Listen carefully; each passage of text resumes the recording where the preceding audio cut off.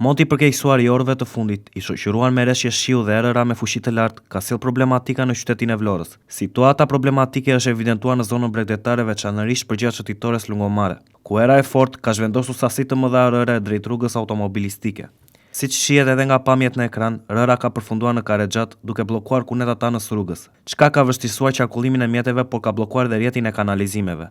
Autoritetet vendore kanë ndërhyrë për pastrimin e zonës, ndërsa u bë thirrje drejtuesve të mjeteve të tregojnë kujdes të shtuar gjatë lëvizjes në këtë segment rrugor.